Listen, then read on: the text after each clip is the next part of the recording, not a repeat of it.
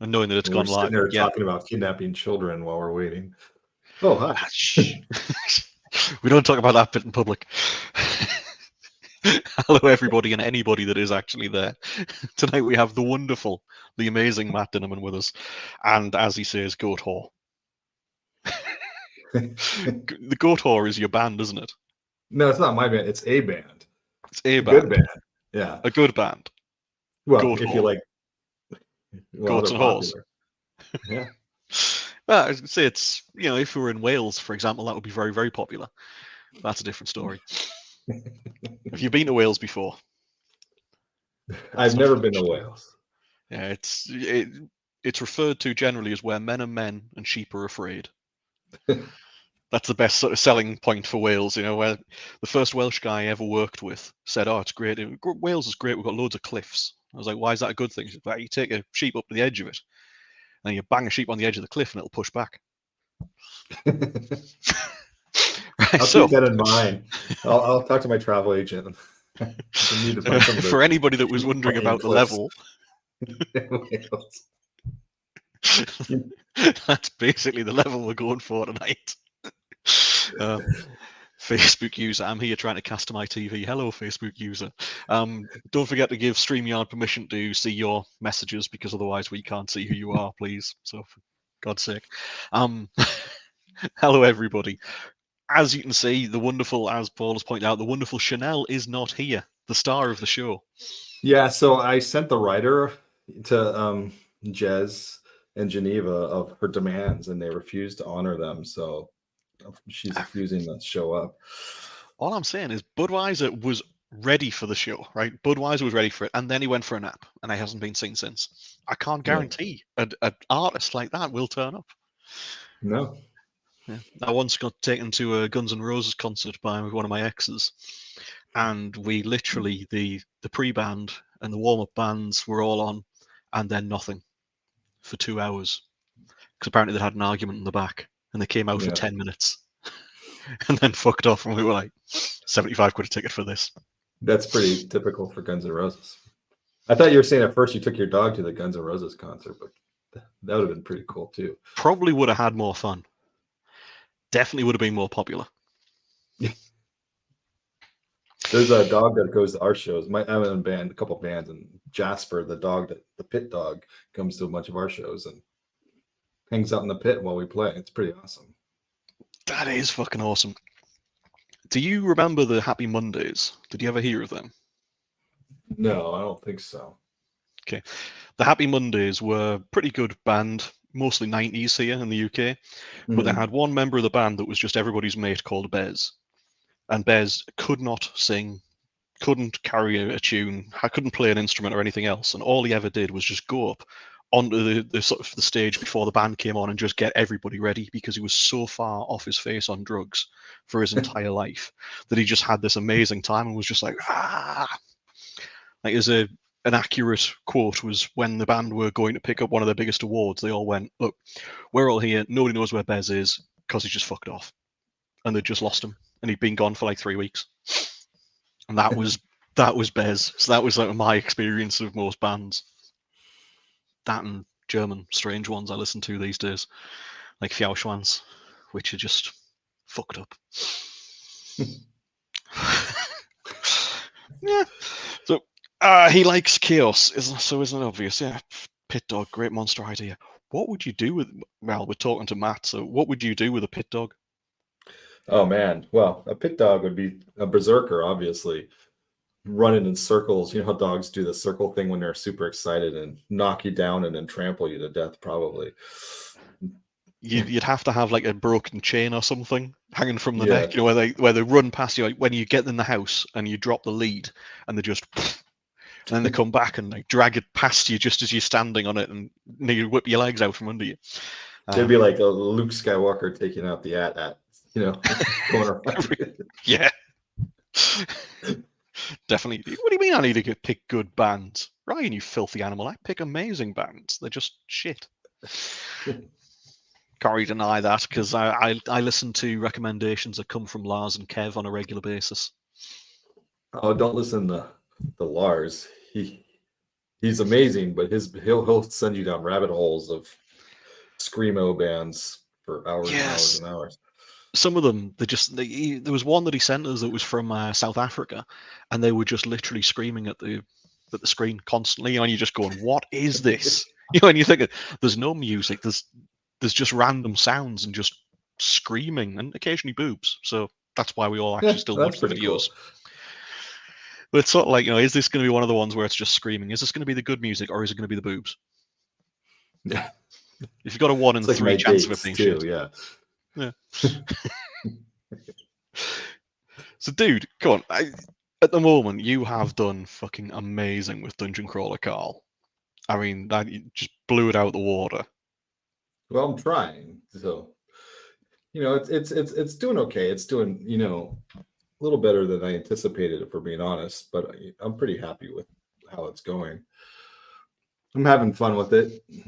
Knee deep in book 7 right now. It's gonna post chapters to Patreon tonight if I finish the ones. It's gonna be a lot of chapters, so it's pretty cool. How many chapters do you do at a time? Well, on Patreon, anywhere from 1 to 3 or 4, depending on.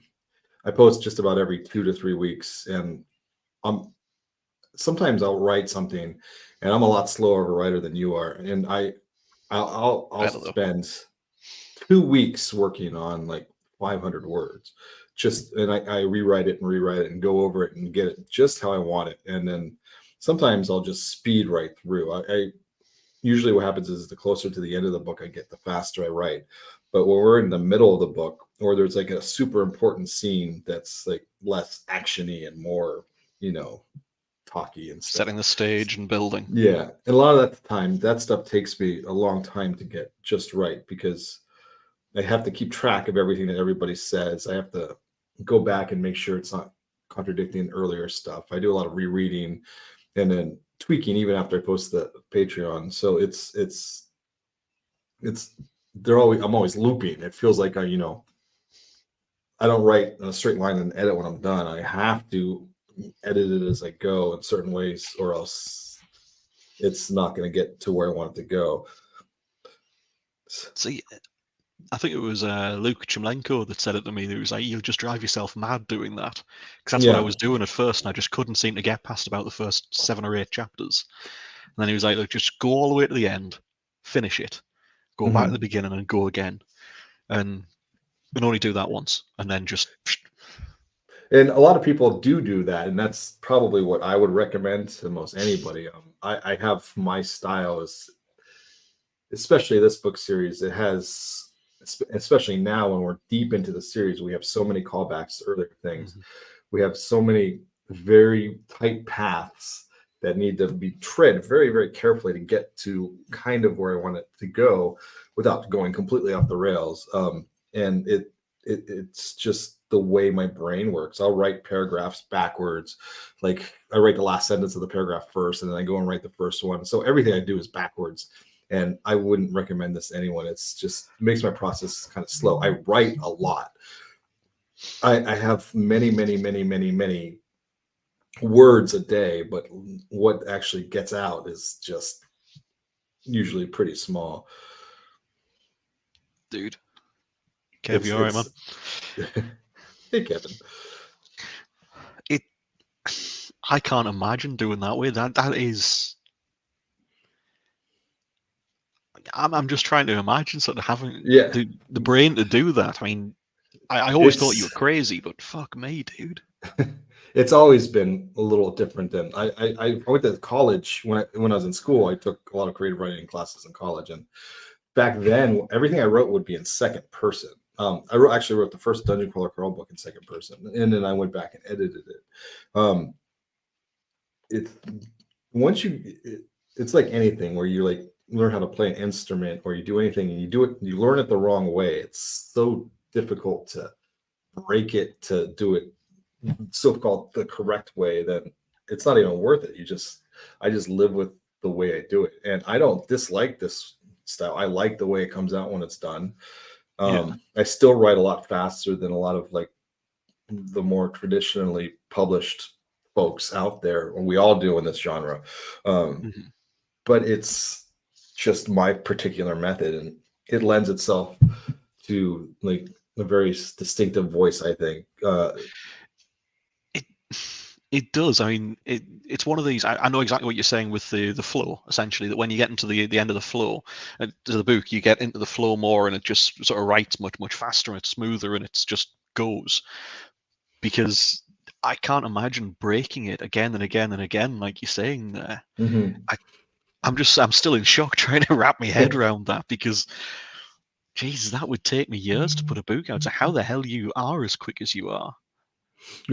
Well, not that quick. That's the problem. But I spend a lot of time writing. I mean, I'm literally doing it every single day for hours and hours and hours and hours a day. And I mean, you are too. We all are.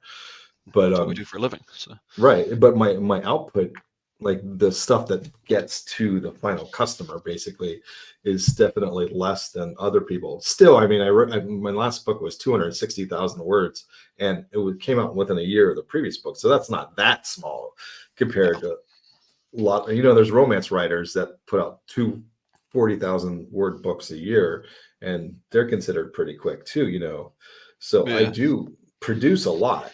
It's just, I mean, to get that 260,000 words, I would guess I wrote almost 1 million words. Damn, dude. Yeah. Do you ever get to the point where, like, when I did Underverse, I wrote the second series because I know, so am I, Brian. I am seriously disappointed by that. So I wrote.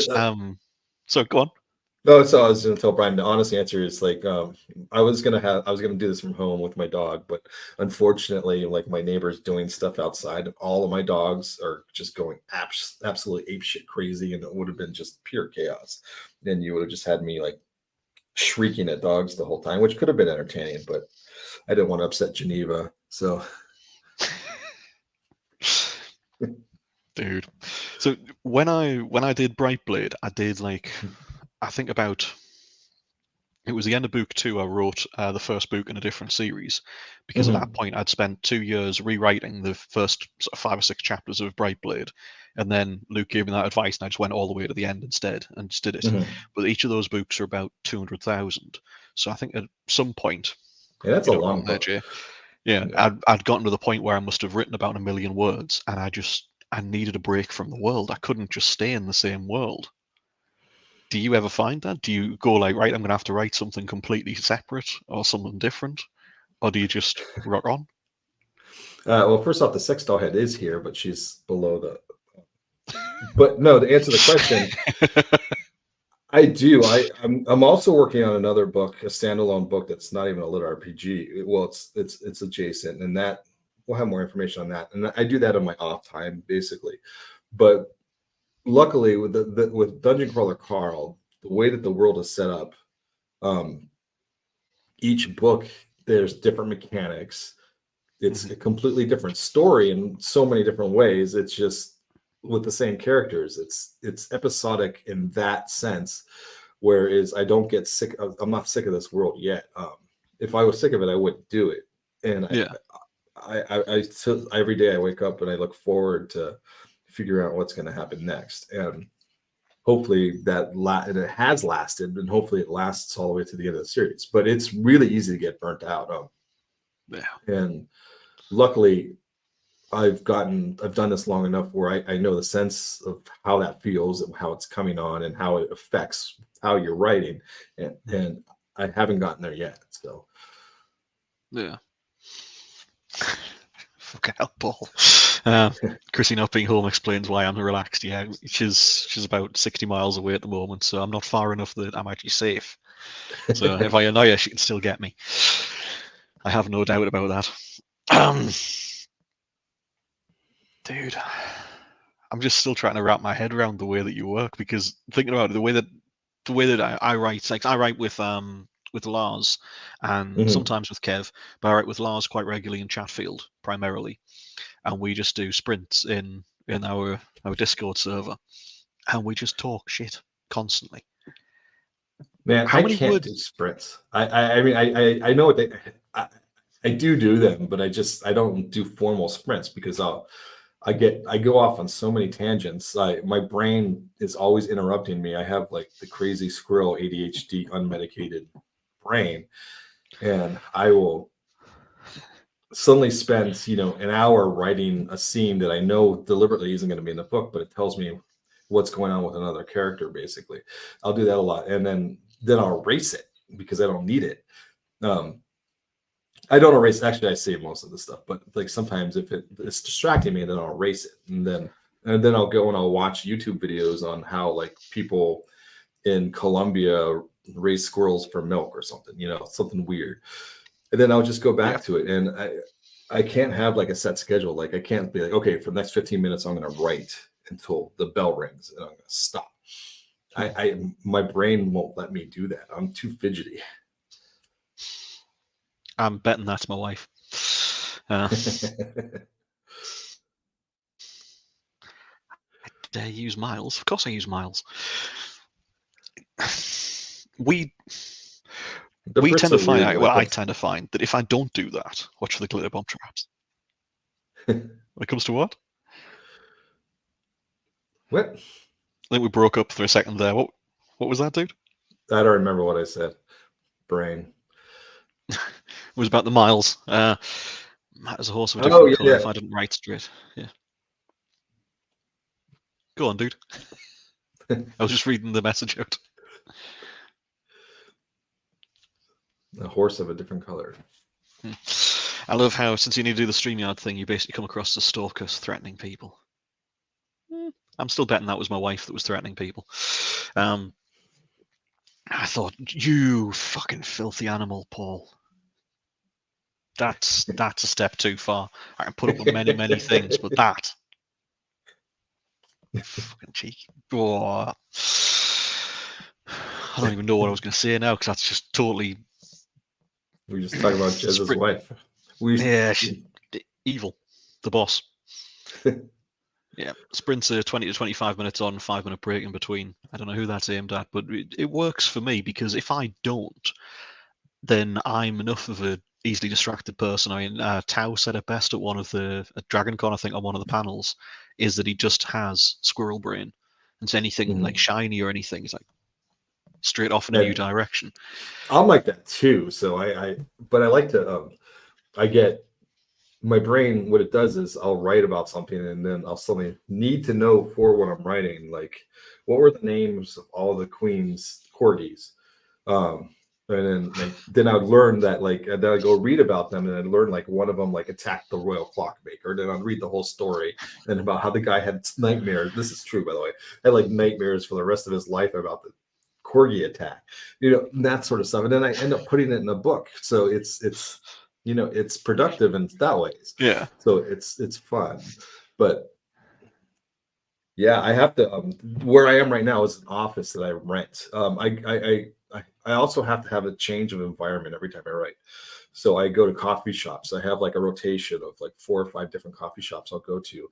And then I also have this place that I go to for silence when I need it. And whenever I'm doing one of these things, where I can talk without being interrupted. So I can't write in the same place every day. I can't use the same type of chair. My only constant is the laptop. I need a new one, but I'm scared of getting rid of it. Because like the keyboard, if the A key is like 1/10 of a millimeter to the left of where that is in the other one, then yeah, it's gonna take a while for me to adjust to it. Yeah, I bought one of those like really fancy keyboards that's like the ergonomic ones where there's like a dip for your hands to rest so you don't move and you can write faster and stuff. Yeah, no, couldn't learn to do it. Please tell me your sources aren't the Sun, the Daily Mail, and News of the World. Fucking hell, Brian. Right now, my sources are screeching children on YouTube, so that's always fun. Yeah, my son Max told me this morning that he has 1 million likes and subscribes. And I was like, do you want to tell me a bit more about that? He's 5, and I was like, do go on. And he's like, I have millions of likes and subscribes. I like people who like and subscribe to me. And I was like, you are never having a YouTube channel. I don't know what's going on. I don't know where you've got this from, but you are not having a YouTube channel. Not until you're at least 10. That's pretty awesome. He's crazy, but it was like, what the fuck? See, I always wonder about these side conversations at times, like Ryan there. Brian J. Norden, of course not. It's the Onion and Babylonian Bee. Sunday Sport, just favourite read. Hey, there was nothing wrong with the Sunday Sport. We had the Sport here, which is one of the papers, and all it was basically boobs on most of the pages. We had the World News Weekly. They still have a website, but they used to be you'd go into the stores and then you'd have they'd be like Bat Boy attacks Margaret Thatcher would be like the headline. And the really good stuff. Yeah, and I would buy really good those all reporting. the time. Did you work for them at any point? Did you write for them? No, I actually wanted to. I looked into it a long time ago, but I can just imagine that you were actually a writer for them, and there was some kind of rule about not talking about it because that would fit you so well. Just I did work for a newspaper for years, but yeah, it wasn't that one. Did you enjoy it? What did you do? I was an obituary editor. I wrote obituaries. No shit, but that was a job. Do we want to know? Come on, you're gonna have to expand on that. I worked for Tucson newspapers and the Yakima Herald Republic both as an obituary editor. And obituaries are actually paid ads. A lot of people don't know that. If someone dies and they need an obituary, the actual write-up, they pay by the line, how much. So people would write like these 500-word obituaries, and then I'm like, well, that's going to be like $7,000 or something. It's like ridiculous. So they're like, well, let's go it down to 10 lines, and then my job would be I'd go and edit it down to something that they liked. And that's what I did.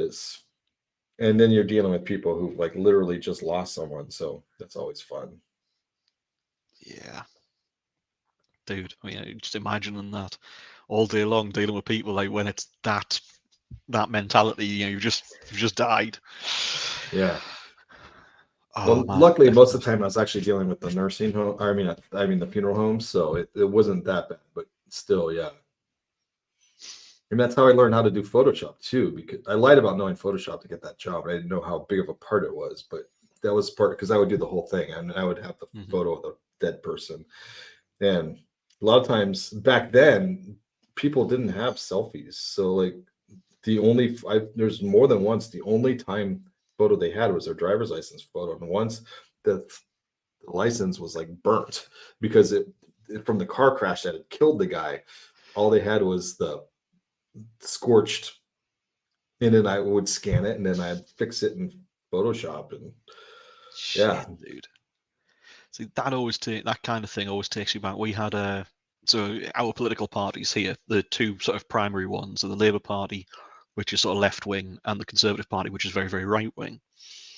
And the Conservative Party always had this image for a lot of years. It's totally fucked now, but where they were all very, very straight laced and conservative money men was always the image.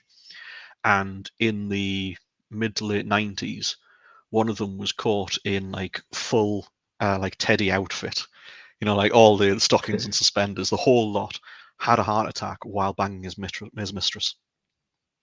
And I just always had this mental image of like the photo for that. Of just him in like all this, all dressed up, full makeup, the full works. And I just, when that went round that this really stuck up, really straight laced guy was into all this shit and he died banging his mistress, I was like, that's fantastic. That's the way to go. That is the way to go. That's how Jez and I are going to go. We're going to go together. Well, we weren't going to talk about that, but it's when our wives find out. Kyle? I don't know if he refers to you or me or both. Crazy nuts. What a way to go, yeah. Definitely when the wives catch us and find out. Yeah, well, so, dude, you're coming to JordanCon, aren't you?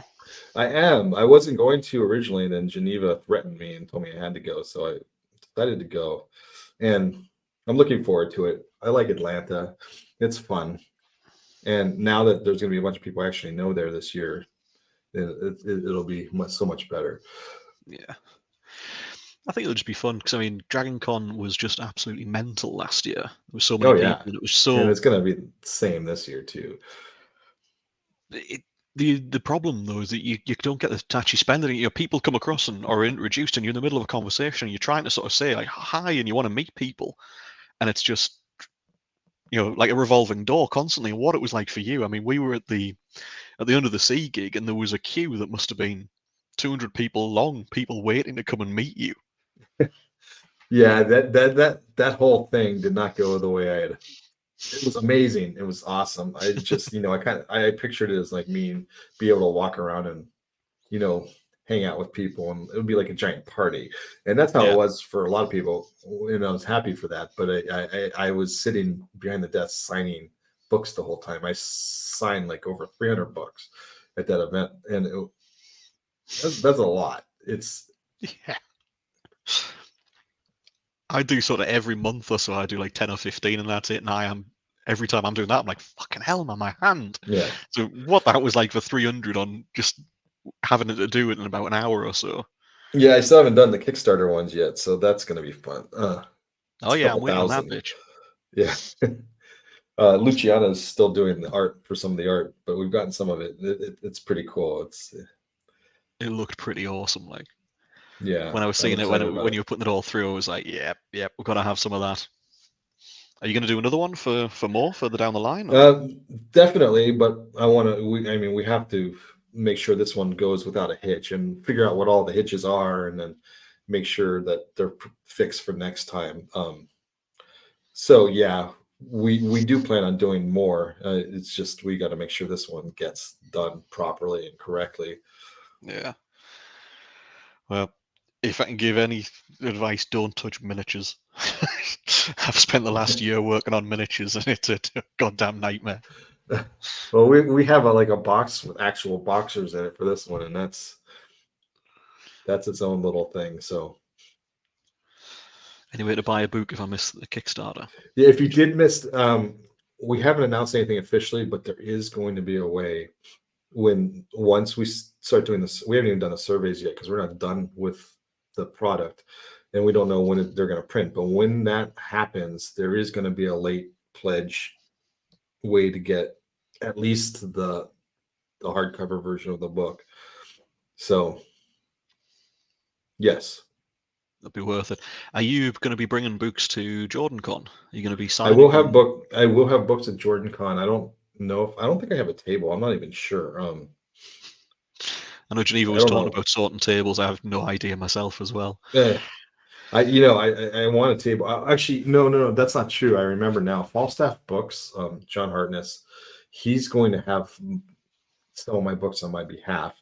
I remember now, and then I'll be setting up there whenever, like at specific times, to sign them if people want it. That so. I'll be around. JordanCon, if you haven't been before, is a relatively smaller convention. It's nothing like DragonCon, so we're going to be sitting around talking to each other the whole time. So it'll be pretty cool. It's a pretty chill convention.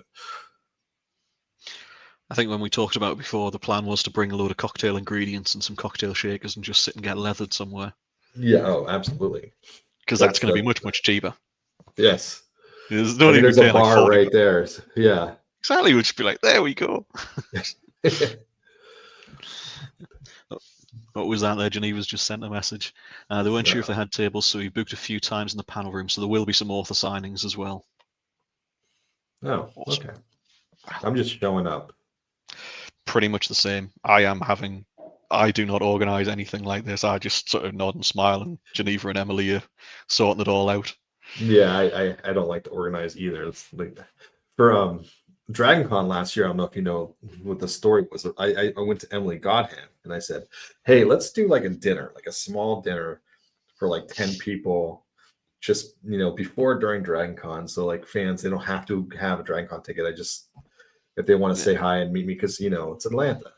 And she's like, "Okay." And then suddenly we're renting out the aquarium. And I don't remember how many people. It was like 700 some people showed up. Yeah, And there was an nearly open 800. Yeah, bar. Yeah. it was worth it. I Oh, was it was gutted. amazing.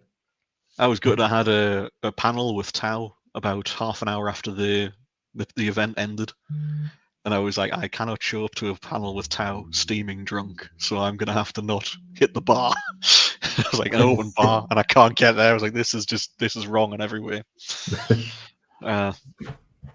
Jez, remember a couple of years back when a devilishly attractive man gave your booze away at DragonCon? It was Matt and Chatfield. Don't be mad at me. Yeah, I remember that. Chatfield had owed me a bottle of rum, a good bottle of rum, the Appleton. And because Paul had a bag, I asked Paul to keep it in his bag for me. And we lost Paul. The next thing I know, he's going, oh, yeah, your rum was nice. And it was empty. And I was like, you filthy animal. And he was like, wasn't me. It was Chatfield and Matt. So, all right. I don't remember that. I remember when I first met you, you had like a Ziploc bag with rum in it. Yeah, I remember that. It wasn't that when Chatfield was in his underwear? Yes. Yeah. And we were all taking pictures of him dancing on the table. Geneva was putting money in his pants. Yeah. I do Richie, remember that. Love you, dude. Yeah. I'll be at Toronto Comic-Con in 2 weeks, and then I'll see Chatfield then. So, and Tao. That should be fun. They're good fun. They're a good pair. I get on really well with both of them. Tao's he seems very straight-laced. The first time I met him, he was very, very straight-laced, and I thought, oh, he's just very professional and very formal. And then you get to know him a little bit, and he's like, oh, he's really not that. Genuinely nice guy. I like him. Yeah, I once. Yeah, Tao, he's a good guy. I mean, I once saw him get drunk and slit a hooker's throat. But other than that, he's a nice guy. The worrying part is I can believe that on so many levels. It's just sort of like, yeah, I can see that. Before or after, we don't judge. But yeah. Oh God. Tao's going to be coming back going, I watched this. You and I will have a discussion. I'm going to open my door tomorrow morning, and he'll be standing there, and I'll be like, hi. Please don't murder me. No, yeah. Wish you were popcorn this year so you could join a meeting Patrick Warburton. That was awesome, dude. Oh, yeah. That was pretty awesome. We had talked about that before ahead of time, that we had Patrick Warburton narrate one of the characters in the most recent books. And we didn't know what character. I mean, it was before I'd even written the book. So I specifically wrote 2 different characters for him to play, one kind of serious character and one a not so serious character.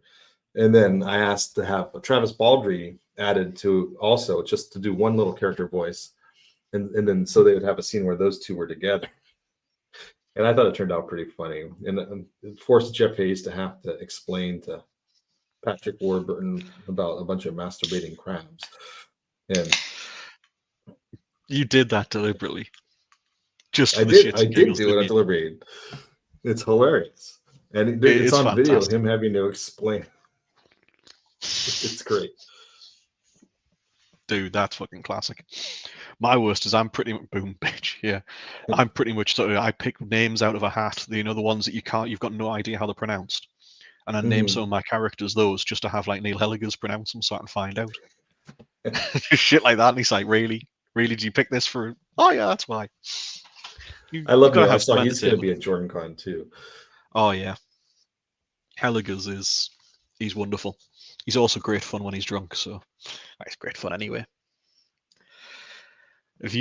How long have you known Neil? Actually, I don't know if has he done any of your audio? He has not done any of my stuff. I can't remember where I met him for the first time. It might have been DragonCon. It was, or at some convention somewhere.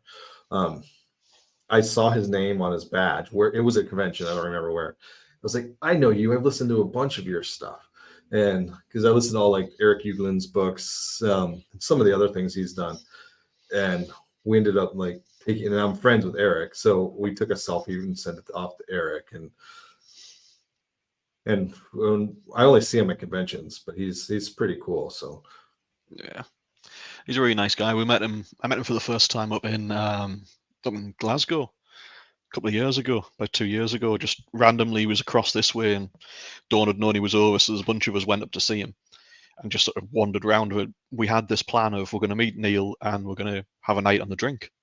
Mhm. And Dawn neglected to pass along the minor detail that he was in Glasgow with his wife and child. So we then went on the drink and went through several bars waiting for him. And like, I'll meet you in the next bar. And he's like messaging, going, "Oh, where are you now? Oh, we've left there. We've gone to the next pub." And then finally met up, and we're all like 3 sheets to the wind, like, "Hey, Neil, oh, hi." Having to play nice for the wife and kid. I mean, Neil's great. He didn't give two shits, and his wife was wonderful as well. The kid's lovely, but it was just sort of a bit unexpected. It's a little That's bit of a great. surprise. It was like, aha. So you got Neil's kids drunks then. Well, you know how it is. Yeah. I think he ended up with an extra kid when he was there. I don't know. Yeah. These things happen. What happens in Glasgow stays in Glasgow. Sorry. I've never been to Glasgow. I've never been to Scotland at all. I've always wanted to go. So Scotland's nice. I like it. There's a big thing in sort of England that Scotland keeps saying it's going to leave. Yeah, it's going to leave the Union. It's going to fuck off. And we in the North keep saying, you're going nowhere without us. We will redraw the line and we will all become Scottish. Because we're fucked if we're staying with all the politicians down south. We'll just draw a new line across the country and we'll be off. We definitely get on better with the Scottish. Mostly because the things like Glasgow kiss, so headbutt. You know, it's the attitude. It's just sort of like, yeah, we like the idiots. We like the lunatics. Apparently what happens in Glasgow sends you home with another child. Or somebody else's. Yeah. As long as everybody has fun, though, it's best not to question these things. Now, Matt, the question I have to ask, how fucked in the head were you when you wrote Kaiju? So you have to understand the sort of media I consume. I am a big fan of horror fiction, horror movies. I love like 80s horror, 70s like gonzo horror. I read a lot of splatterpunk style books, a lot of horror books. And I thought, I love lit RPG. I love horror. I consider myself a horror author. So I'm going to write kind of like a horror light novel, just a standalone one-off book to kind of introduce the lit RPG fans to like this type of fiction. And usually if you look at any horror book, any horror movie, like you look at the reviews and it's always like 3 point something because people will read it and then they don't like it, so they give it a poor review. So I assumed the book wasn't going to do well. I assumed it was going to get just completely trashed in the ratings. So as I went along, I was just, I'm just going to go all out with this. And I did. It's a semi-serious story about a guy whose child died, and he's trying to and then is stuck in a world where they're trying to like basically torture him, and his whole point is, oh, I've already been tortured, there's nothing you can do to me that's worse than what's already happened to me. But they keep trying, and that's basically what the whole the penis flame, that's what the whole book is about. And I'm pretty proud of it. I'm very happy I wrote it. Yeah, hell yes, dude. I mean, Sound Booth Theater did like their audio drama version of it, and it's really gross and disgusting. Nobody but Jeff could do that, really. Yeah, it's one. I mean, it was the first thing I read of yours, and I was like, "What the fuck is wrong with this man?" So I really enjoyed it. No, it's not bad. Is it? Well, is it really? I mean, you compare it to say other books in the lit RPG side, it's not that bad. But I went from The Land to that. Pretty, bits in there. It's a great story, but it's quite sort of light-hearted with most of it. And then I'm going to try another lit RPG. What the fuck? I just read it. I was like, what the fuck is wrong with this guy? Next page. I don't think anything I'm ever going to write is going to be like a good example of the genre. I like to be around the edges. Dude, you're like a fucking whirlpool. You're going round and round like nothing else. Oh yeah, like I say, I love it. brilliant. And Dungeon Crawler Carl has, regardless of anything else, Dungeon Crawler Carl has brought an amazing amount of people to the genre as well. Well, I think it has.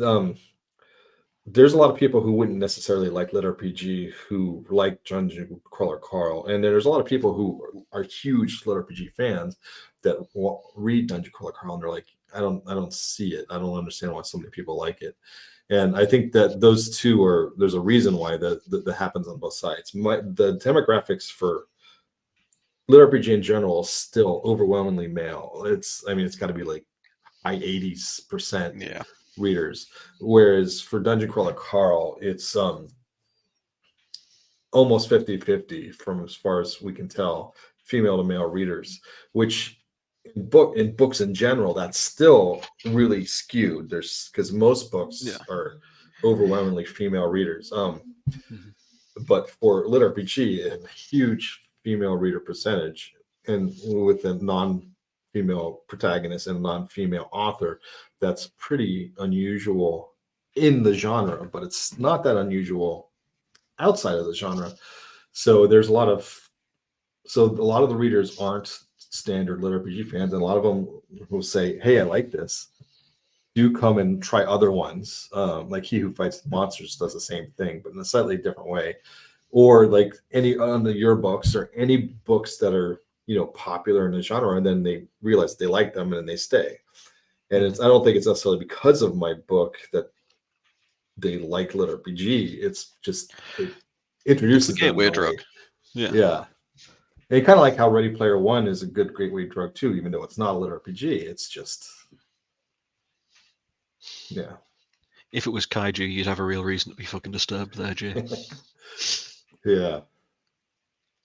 I think you said that you're going to go back to your other series as well, haven't you?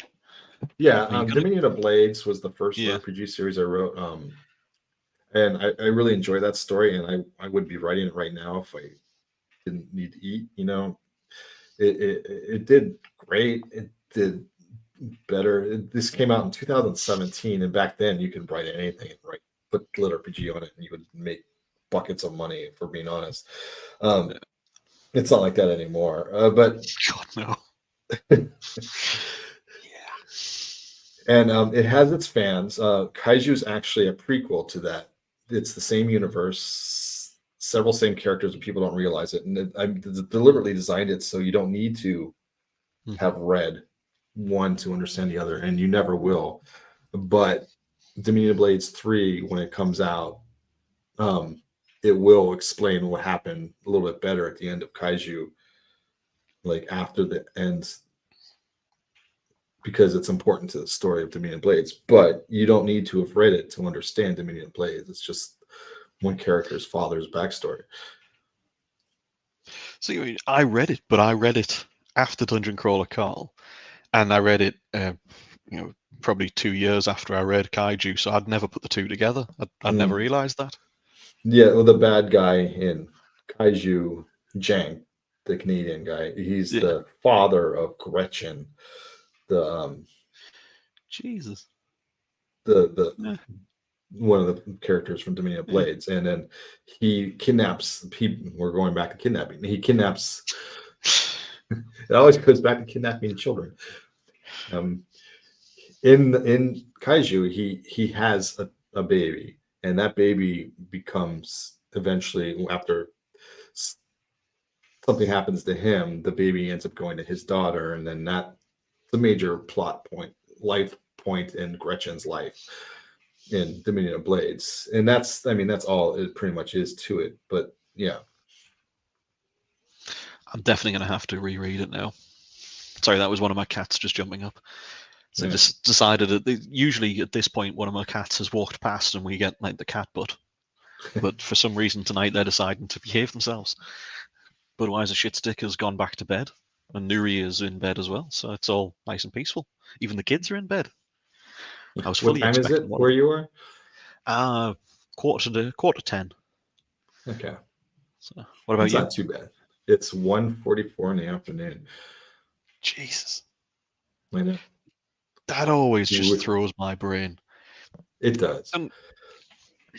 for me, when I was first starting going on holidays, especially, the weirdest thing was knowing that in the UK, this is like life and it all feels like this and this is normal. And then you fly for like 5 hours to Greece and you go out for 2 weeks of drinking debauchery in the Greek islands. And you're looking at it and it's like the world is so different there and it's like everything feels so totally different and it's only a couple of hours out, but it took me years to get my head around the fact that you know it intellectually that there's differences with the time zones and the temperature and the attitude and stuff. But yeah, it's fucking mental. Right, Jez. Now we know where the blow up doll head is. I'm not even. Yeah. It's along with the rest of it. That's a different story. So, dude, when's the next DCC coming out? What's the plan for this? It's going to be out this year sometime. I'm still working on it.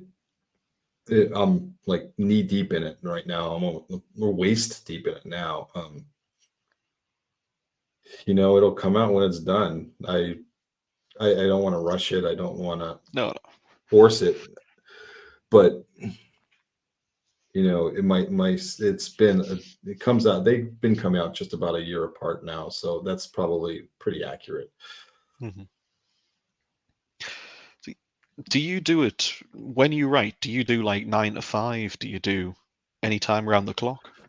I when I first started, it was when the pandemic was in full swing, and then I was doing it at night. Because I was writing at home. I couldn't go anywhere, and I have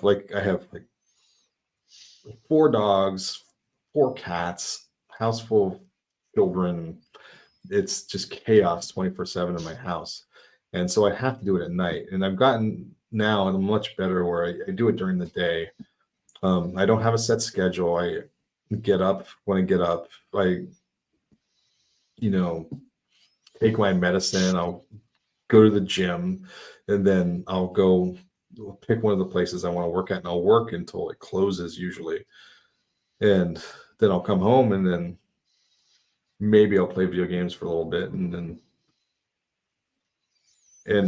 I start all over again. Every waking moment right now is, or I go, if I have band practice, I go to band. On the weekends, I don't write so much on the weekends anymore. I've been trying to keep that free. But sometimes I just can't help it. Like I'll be writing today, for example, and my band will have a show on the weekends usually, or I'm traveling a lot recently too. But that's usually like a Thursday to Sunday or Monday thing. And then I just go back to it again. And every waking moment I'm not writing, I'm listening to an audiobook usually. So. Wow. How old's your youngest? My youngest is 18 years old. So now they're self-sufficient. Yeah. Sort of. They get a little harder as they get older in a lot of ways. So. Yeah, I'd imagine. I mean, mine are 5 and 3, so it's a case of, Chrissy, hello, Facebook user. Chrissy, when I first went full time, insisted that I could only write Monday to Friday 9 till 5. And I was like, yeah, okay. Feeling at the time as much as I wanted the time with my wife and children, and my one son at that point, it was a case of I felt like I was losing time because I wanted to write so much because I was so invested in it and so wanting to do it round the clock for the stability as well, because it was a case of, right, I've got to produce to be able to pay the bills, to be able to keep the house, we've got to go. And now I'm looking back and I'm like, yeah, she was totally right, which she's probably not watching this. She doesn't normally, so I'm safe in saying that now. My wife was right, without it being thrown back at me. So none of you fuckers tell her. But it was just literally a case of, otherwise I would have been writing round the clock, and now instead I've got it beaten into me that I write Monday to Friday 9 till 5, and that's all I do. And then this weekend my wife's away with some friends. So last night, when the kids were in bed, and I was thinking all day long, right, what I'll do, get the kids to bed, get everything straightened up and the house put back together, because you know what it's like with kids, it's been demolished. You've cleaned it 6 times during the day and it still looks like, marching band's been through. Kitty, you alright, Dom? And instead I ended up sitting down and watching Halo. Have you seen the new series of Halo on Paramount? I haven't. I watched the first season. I haven't watched because the new season's out now, I think. So I haven't watched the newer ones. Yeah, I'm a couple But into it, and it's good. I do enjoy it's, it. I like it. It's not as like crazy actiony as the game. You know, it wasn't what I was Yeah, expecting. it's not just 100% action. Do you remember the Carl Urban and The Rock did Doom, the Yes. movie of Doom? Yeah, and at the end of it, when he's had the injection, he sort of wakes up, and you've got like 30 seconds or something of it where it's just Doom, and he's just running around and blowing everything Mhm. away from his point of view. That's kind of what I was expecting, Yeah. and I'm so glad it wasn't, because that was brilliant in there for like 30 seconds or a minute or whatever it is, but you can't imagine that for like 2 hours of a film. No, you can't. I mean, it's sometimes it works, but you can't do that, especially with a TV show. But Yeah. God, I'm trying to think what it was. There was actually a film, like an action film, that was shot like that.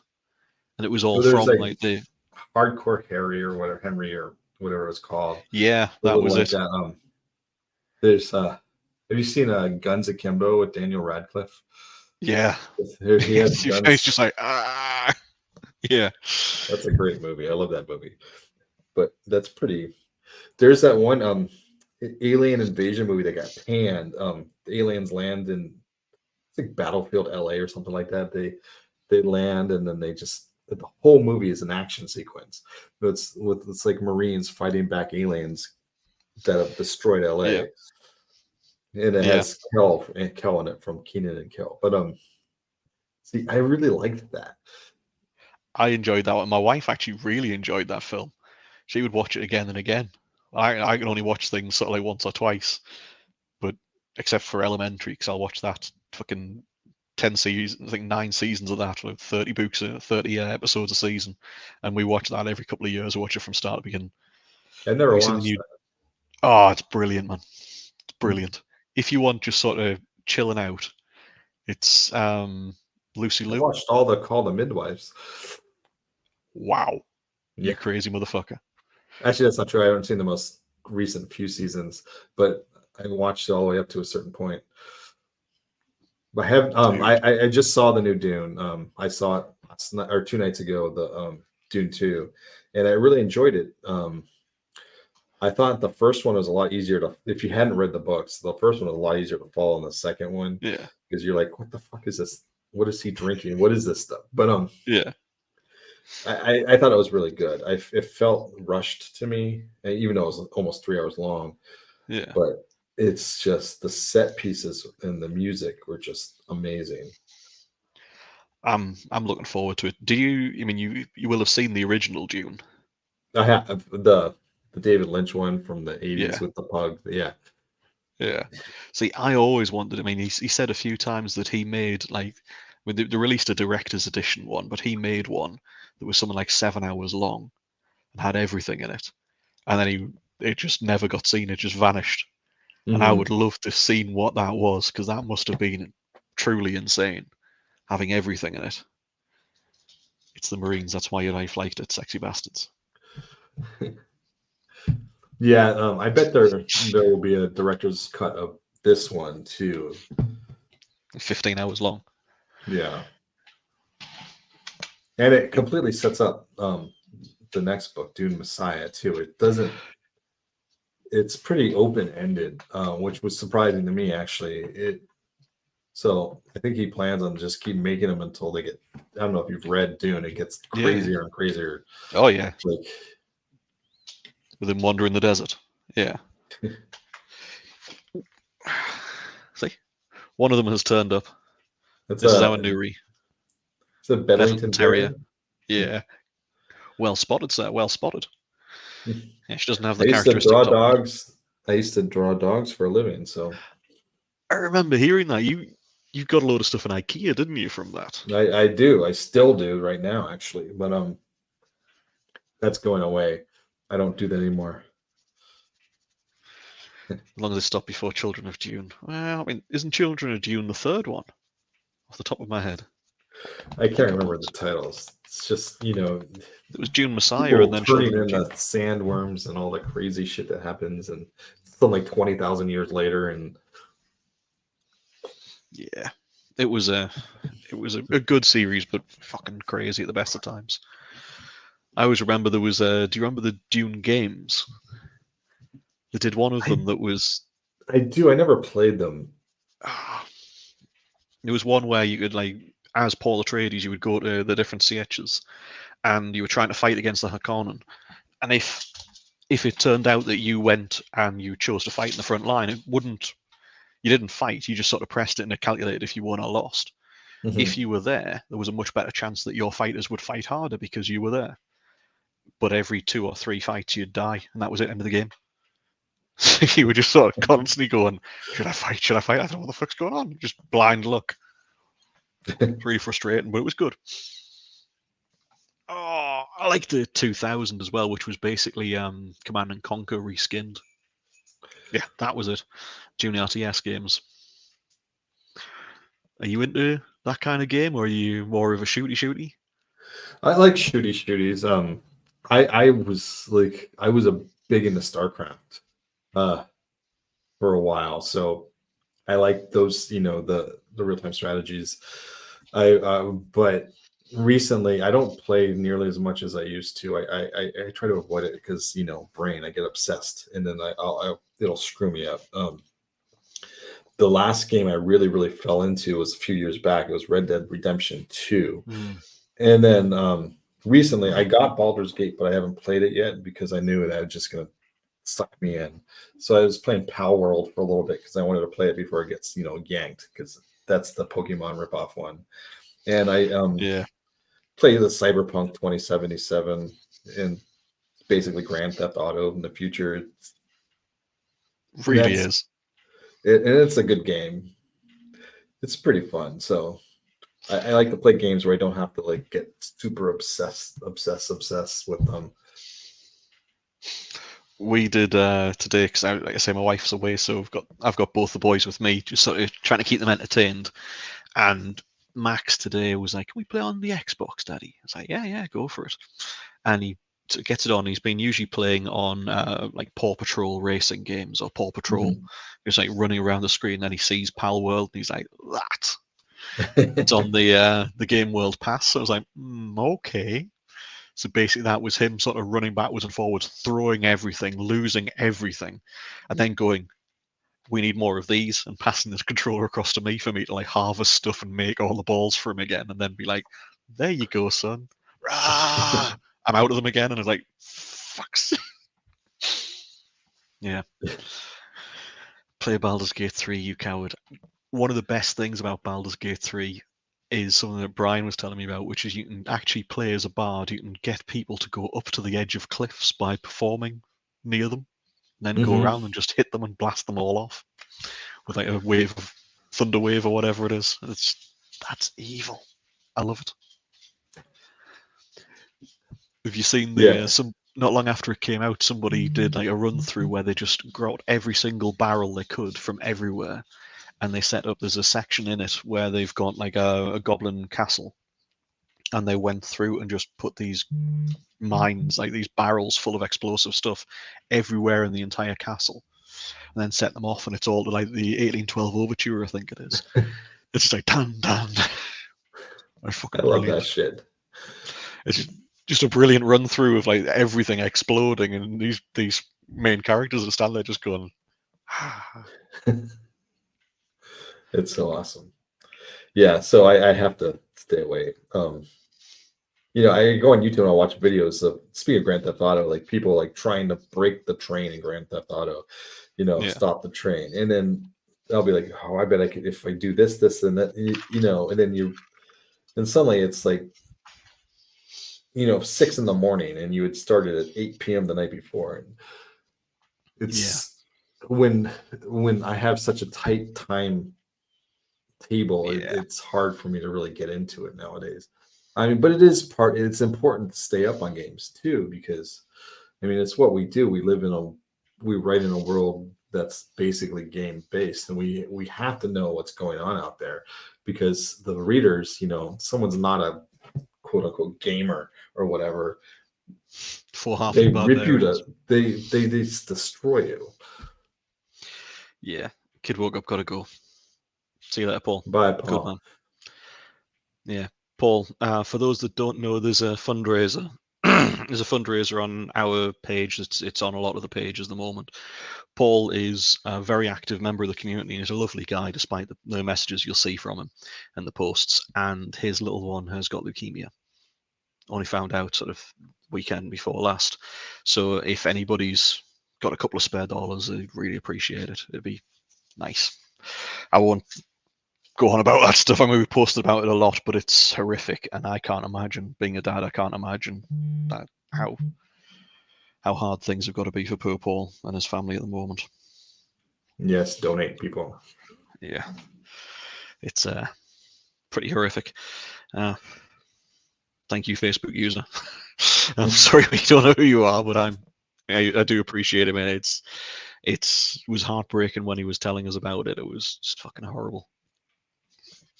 We'll move on because that is very upsetting stuff for everybody, and especially obviously Paul and the family.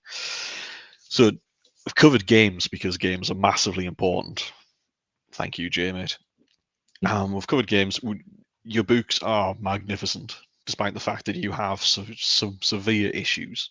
I mean, there's no way that you don't have issues. Though even saying that always makes We me make think the of best writers. Yeah. Yeah, all authors that are funny are broken. That's definitely for sure. Saying somebody has issues always reminds me of is it Goldmember? You know, the Austin Powers films. If you've got an issue, here's a tissue. But that's a different issue. So, dude, what have you been reading besides gaming, besides the stuff that's going on? Is there anything weird or unusual? Well, I do a lot of reading. I've been going back and forth. I've been like rereading books that I've read a long time ago, and now I'm doing this thing. I have been for the past like 2 years now, where I've been every other book I read, it's something that I want to go back to that I remember I liked, and I'm reading it critically. I'm like trying to figure out why this is good, and why I liked it so much. And now that my brain is in constant writer zone, I can read it and say, wow, he uses this sort of phrase a lot. He uses this sort of metaphor a lot. Right now I'm doing that with Kings of the Wild. Have you read that book? No. It's fantastic. It's a like a D&D world style book, and the bands of adventurers are like touring bands. They're super popular, and famous bands are really, really popular. And it's basically this old band has to get back together to do something. And the book is very like, I don't want to say poorly written, because it's not. It's super well written. But it's kind of like mine. It's very like utilitarian. It's like not very flowery, but it's so goddamn funny and so engaging. And you have to read it and you want to know, why is that like that? Because it helps me as a writer to like study other people's. And between that, I'll read, like, everyone's talking about like a new lit RPG. I'll find it and I'll read it. And then I'll find like great things. Like I recently went through like All the Skills by Honor Ray, and those books are like fantastic. They're like really, really, really good. And then as soon as I'm done with what I'm reading now, hopefully the book 3 will be out, and I'll just listen to that. And then I'll go into mysteries. I like a lot of like old school, like 1980s mysteries, like different names, you don't even know you've never even heard of the author before. And then I always go back to like my comfort foods, which is like the 80s horror, cheesy, schlocky horror, where like the name of the wife changes halfway through the book. But it was a book you would buy in bookstores, and about goblins living under the house. And then there will be random sex scenes with a 16-year-old in there for no reason whatsoever, other than it was the 80s. It was totally acceptable. Exactly. The amount of it sounds stupid. The amount of fucking like proper 80s films that you see now, and everybody's running about and they're falling out of the dresses and stuff, and you're like, this is a PG. What's going on with this shit? I know. Or they're just never get away with it. Like, I recently rewatched Revenge of the Nerds, and I'm like, holy cow, there's no way they could get away with that. I mean, he like straight up rapes someone in the movie, the hero. What It's was kind of apparently they're remaking Naked Gun with Leslie. with Uh, Taken. yeah, Yeah, it's like that is just not right. I'm sorry, nobody but Leslie Nielsen can do Naked Gun. right. Nah, Liam Neeson, but Liam yeah, Neeson. Yeah, I even hearing that, I was like, that can't be true. Like, that's got to be made up. And it's like, no, it's real. It's like, that's just not right. There's so many amazing ideas out there, stuff that you could come up with, and so many books that deserve to be made into films. Why try and redo something that was like amazing back in the day, but will get you sent to prison now? Do you see the Crow?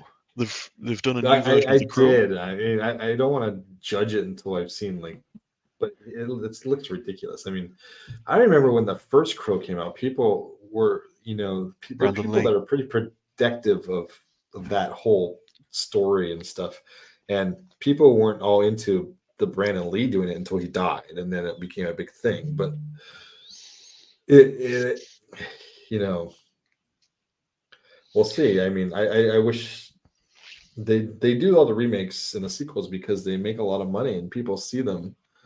But I mean, we were just talking about Dune. Yeah. But there is a lot of IP out there that would be a lot more fun for me if they spent more time doing that sort of thing. Yeah. Because some of it, I mean, like Dune, they've really stuck to the actual source material for this version, Mm-hmm. which is brilliant. Wheel of Time, they clearly sort of had somebody that had once read it walk past the room while they were writing the new version. So that's Yeah. actually a fair point there, Brian. But so many films, it's like, did any of you read the book? But then people occasionally come up and say, "Oh, so what would you do if Hollywood came to you and they wanted to pay you a load of money and make your book into a film, but they just do it however they want?" And it's like, well, I'd fucking cry in my Porsche. Thanks very much. Funny, I'd be like, "Oh, it's such a shame." You'd like it to be true to the original, but you'd also just like the fuck ton of money that they would give you. So Yeah, I mean, a lot of times it doesn't really translate well too. I mean, because you don't have the actor's inside voice, which covers so many of the issues. If you take that out, and you've got suddenly just this guy who would be a murder hobo, just slaughtering his way through stuff, rather than him going, right, I'm going to have to do this to get through, to win, to level up, or whatever. It's just like, hey, slaughtering their way through. They're doing Rogue Trooper, the 2000 AD one. I'm not sure if I'm actually liking that or not. I remember watching Aragon and hoping he made a fortune on that travesty. well, Yeah, Aragon is actually interesting because he did not Christopher Paolini did not like those movies, and they're remaking it as a show right now that involved in. he's involved in some way. I don't know how in the script he's involved, but it seems to be something that, I mean, again, another remake, but it's still it'll be cool because I think it's a show as opposed to a movie. Mm-hmm. So that could be pretty cool. They're remaking Running Man. I don't know, the original short story Running Man novella doesn't really isn't really too much like the book. I mean the movie, and they're remaking it so it's more like the book, where the runner, like the Arnold Schwarzenegger character, he has free reign of the whole world, I think, and then he's being chased across, by the hunters that way. So that should be interesting too. Yeah, I've never actually read that book. I've heard bits about it, but I've never actually read it. So it's one of the many ones I would love to do. Would you prefer your books to be done as animated or live action then, Matt? I think either would be fantastic. I think definitely live action for me.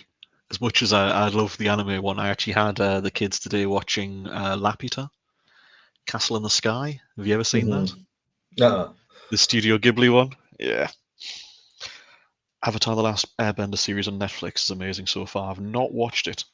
So I watched the first episode of that, and I was like, "Oh man, it's a lot like the anime, the cartoon, and Yeah. there's just something about the way that the cheese level of the dialogue doesn't translate that great for me personally Yeah, into the live action. It made them seem like they were being bad actors, and I think they're not. I think it's they're being true part of to the it, script. and But yeah, a lot of people seem to really like it, so maybe that's just me. And I never got past the first episode, so it's one of those I've not tried it. I'll again. There's so many things that you want to watch or you want to read that you just don't have time. It's especially me. I used yeah, to be massively into audio when I was welding because I'd wear like my helmet for like 8-10 hours a day. So I'd just have my audiobooks on for the entire day, and I'd go through book after book after book each week. And now it's so rare that I listen to audio at all. really.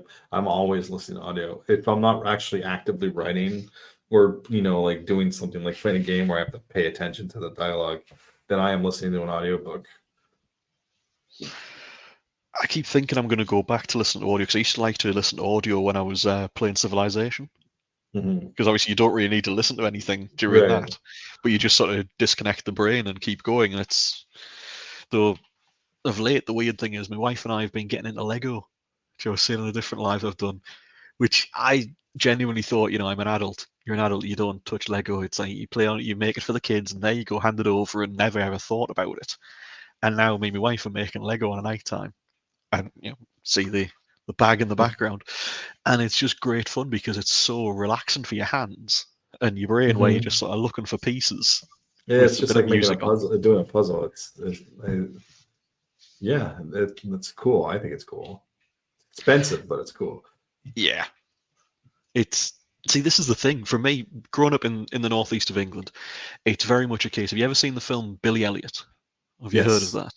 Right, that is pretty much the way it is around here. The whole like dancing, that's stupid. Anything like that, anything that is like being an author, people are like, you fucking what? Anything that isn't, the mining, the shipbuilding, those kind of industries are massive in the north. And when I was growing up, they were still like they'd just been shut down by Thatcher, and it was a case of this is what it is here. Adult. You're a man. You do this. You do this. You do this. You never talk about your feelings. You fight with anybody who looks at you sideways. All these kind of things that are just this is what you do, and anything else is wrong. And even though Mhm. knowing when you grow up a bit and you learn and you sort of going, well, this is stupid, this is fucking ridiculous, you've still got that in the back of your mind that, like the Lego, that when my wife bought me a little sort of the Mandalorian head for Christmas, and I was like, okay, okay, darling, and then realised, and actually, I'm really enjoying this. It just felt like it was so ridiculous that it's so childish that you shouldn't be doing it. And then I've been saying on these lives for the last couple of lives, I'm fucking really loving Lego because it's someone that doesn't get Yeah. talked about. No, I mean, I think that's cool. I mean, people do puzzles. It's the same sort of thing. But with puzzles, when you're done with them, I mean, unless you want to, shellac them and put them on your wall, what are you going to do with them? Whereas Legos, once you're done, you can display them. It turns into something kind of cool. I mean, I used to work with this guy that he had every Star Wars Lego ever made, and his entire office, he had a big office, and it was just filled with Lego stuff, and it was pretty cool. So, For me, I was talking to Eric about this at the ASC conference a couple of weeks ago in Dublin, and he was saying about the Lego that he's got and showed me a photo of his office where he's got like all these parts all sorted into drawers and bins and stuff. And this is mad. It's brilliant. I love the whole side of it. And Max, my son, is getting a bit more into Lego because at first it was a case of you'd make whatever toy it was and he would just play with it, and then when it was mhm, broken, it was just so it just goes into the box in pieces now. right. But I was sort of going, well, it's fine because even though it's expensive, he'll then, soon he'll get used to it and then he'll be able to build all the stuff from the pieces of Lego. It doesn't have to be intact for him to be able to play with it. And he's now started to build stuff himself and he's absolutely loving it.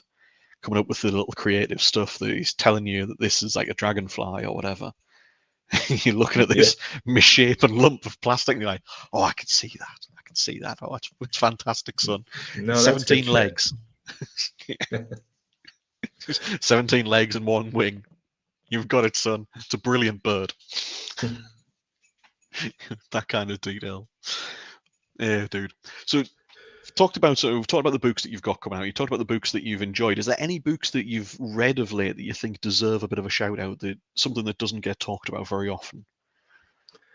No, everybody sucks. No, but like I just I just talked about the Anna Ray's book, all the skills. I read tons of literature, and I usually don't talk about it. A lot of times I have varying opinions on different people's stories. Every once in a while you just come across something that you realize, if I forget that I'm reading it critically, then I know it's good, because then I forget, I forget that I'm like reading about this or that and this or that. And that there's certain, people have like natural storytelling abilities that really moves me. And then there's other people who don't necessarily have that, but they're really good writers. And then there's people who have like a combination of both. And people just, they have that I call it the slanted floor theory. It's every scene you write, the floor has to be slanted. Everything has to be moving in a direction. If and which is that one's name? Is that This is Budweiser Shitstick the Third. Italian Greyhound or with? Yep, Italian Greyhound. Italian Greyhound. Yeah, awesome. Budweiser Shitstick, because he's the third, because there's no way that this much of a shitbag can be condensed into one. Yeah. Incredibly thick and incredibly cute, but very, very affectionate with the kids. So you can't go wrong. Yeah. You were saying, dude, it just totally threw you off there by picking the dog up. Okay. You just keep picking up random dogs, so no. It's when I've got like another one next, because we've only got two generally, so if I pull up a third, there's a problem. I keep having to jump up because the other dog, Nuri, keeps wanting to go out. I think she's eating something today, so she's running out into the garden, and I've got the door here right next to me. Well, anyway, I was saying is, so you never know. I see there's so many flashes of brilliance in other people's writing, and I feel as if a lot of us don't really use editors to the extent that we can. People hire editors that'll like find all the typos and stuff, but they don't use developmental editors, or they don't use alpha readers as opposed to beta readers that are like, well, you should do this, and that. There's a lot of that in this whole genre, and we can talk about that. But so it's rare when I read a book that I think from the cover to cover is just professionally written, well, enjoyable, and you can tell that the author's just a straight up professional. And there's a few that the Beware of Chicken books I think are like that. He Who Fights with Monsters, people talk a lot. They give him a lot of shit, but it's popular for a reason. Let's see. I recently rewent through the Expanse books by S.A. Corey, which is actually two authors. Those books are so good. They're so well done. It's amazing how well crafted they are, I guess. Because I'm sure you see this too, is once you became a writer and you publisher, especially, you start to see things in such a different way, especially you, because you probably see a lot of stuff that's not quite ready for prime time. Yeah, some of the stuff you get is absolutely fantastic, and some of it you get and you're going, my brain shut down. I've only got one working eye from reading that. But it helps your own writing in a way after a while, though, when you start to become self-aware, I think. Very much so, yeah. I joke about some of the stuff that's been submitted. There's been some absolute gems have been submitted. There's been a couple that have been cultivation, for example, and we will do cultivation, but where you look at it and you go, I am not the right person for this, because it's so amazing. And we've given them a lot of advice, and then we've gone ahead with things, or we haven't. And some of the submissions have been wonderful, and some have been sort of like when you're reading it and you start twitching because it makes no sense. And a lot of times, the idea is great. It's just, execution needs a little bit of polish. Oi! Sorry, that was the dogs going nuts. I think somebody dared to walk past the house. How dare they? Yeah, see, Those my filthy house right animals. now would be them shrieking constantly.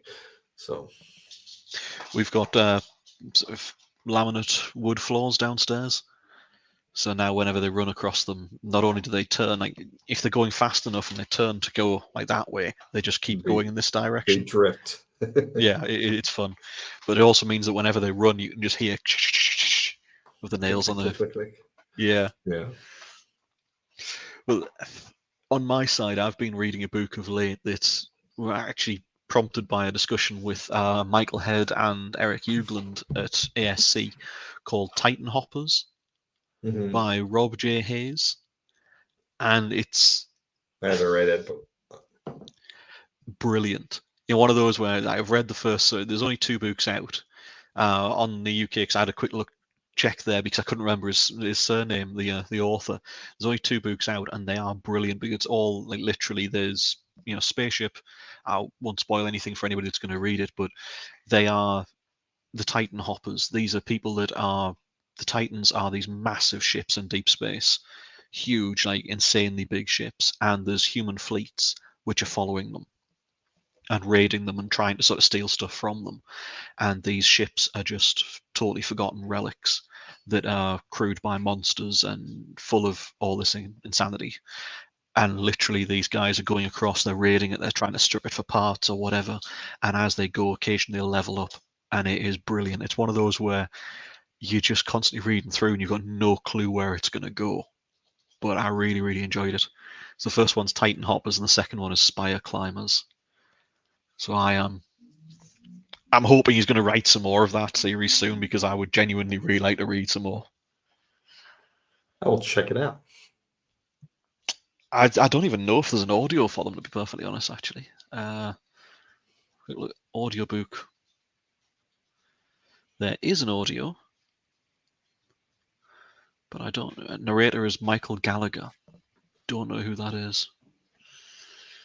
I'm going to have to get that just to find out what it's like. But yeah, I genuinely really enjoyed that. So if anybody's looking for a recommendation from my side, that would definitely be my recommendation for the month.